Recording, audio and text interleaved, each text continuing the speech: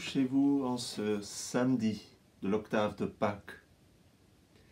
Je vais vous lire l'évangile de ce jour où nous recevons comme un résumé des différentes apparitions de Jésus, des apparitions dont nous avait parlé Luc, dont nous avait parlé Jean.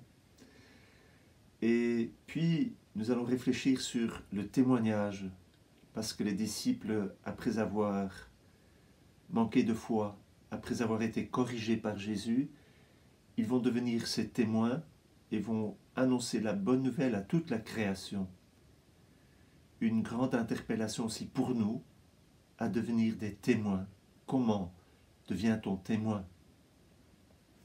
Je lis donc l'Évangile. Ressuscité de grand matin le premier jour de la semaine, Jésus apparut d'abord à Marie-Madeleine, de laquelle il avait expulsé 7 démons. Celle-ci partit annoncer la nouvelle à ceux qui, ayant vécu avec lui, s'affligeaient et pleuraient. Quand ils entendirent qu'il était vivant et qu'elle l'avait vu, ils refusèrent de croire. Après cela, il se manifesta sous un aspect inhabituel à 2 d'entre eux qui étaient en chemin pour aller à la campagne. Il s'agit des disciples d'Emmaüs.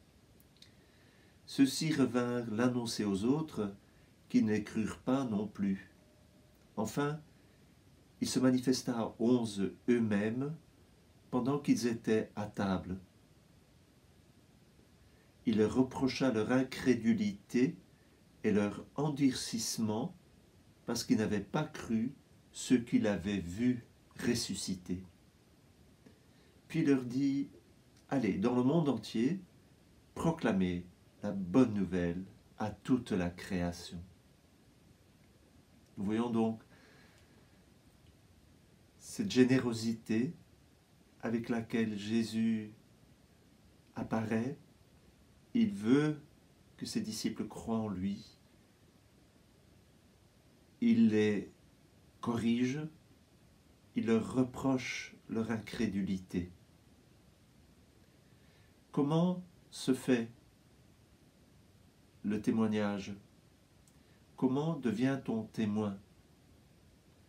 Eh bien, il faut des témoins. Donc, Jésus lui-même est un témoin, qu'il est vivant.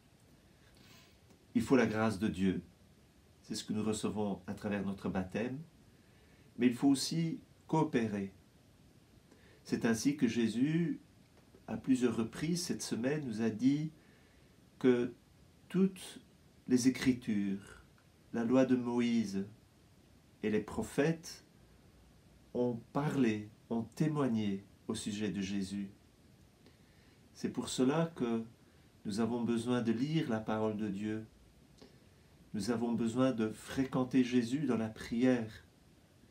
Tout cela fait que nous pouvons devenir des témoins, que peu à peu nous sortons de l'incrédulité et nous devenons des croyants. Et le croyant, il devient aussi un témoin. C'est ce que Jésus fait. À plusieurs reprises cette semaine, nous avons entendu que Jésus a ouvert l'esprit de ses disciples à l'intelligence des Écritures.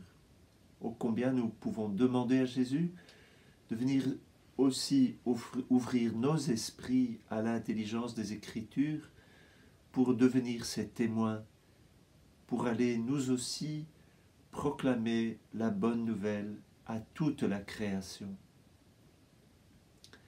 Eh bien, les actes des apôtres en ce jour nous montrent cette extraordinaire conversion qu'ont vécue ici Pierre et Jean, après avoir été arrêtés par le grand signe et le miracle qu'ils ont accompli. Ils reçoivent eux aussi une correction. Ils sont interdits de parler au nom de Jésus. Ils apparaissent devant leur grand conseil, mais ils disent, nous ne pouvons pas nous taire après ce que nous avons vécu.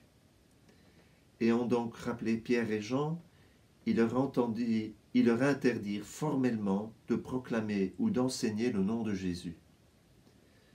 Ceux-ci leur répliquèrent: est-il juste devant Dieu de vous écouter plutôt que d'écouter Dieu? Grande question. Faut-il écouter ceux qui leur interdisent de parler ou faut-il écouter Dieu? À vous de juger. Quant à nous, il nous est impossible de ne pas dire ce que nous avons vu et entendu. Eux qui avaient été incrédules sont devenus des témoins intrépides du fait que le Christ est vivant. Eh bien, demandons cette grâce au Seigneur, demandons l'Esprit Saint pour que nous aussi nous devenions des témoins, pour que, en voyant des témoins, en lisant les Écritures, en demandant la grâce au Seigneur d'ouvrir notre esprit à l'intelligence des Écritures, en priant, nous puissions faire la rencontre avec Jésus ressuscité et par là devenir ses témoins, que nous ayons aussi cette grâce de ne pas pouvoir nous taire. Il faut savoir que quelquefois dans la vie, il faut pouvoir se taire, mais quelquefois on ne peut pas se taire. Que l'Esprit Saint nous donne ce clair discernement sur la façon dont nous avons à agir en fils de Dieu, en fille de Dieu. Nous avons été baptisés, nous avons été comblés par la grâce de Dieu. Puissions-nous coopérer pour faire connaître la merveille de la rédemption. À demain pour le dimanche de la miséricorde, deuxième dimanche de Pâques. Bonne journée.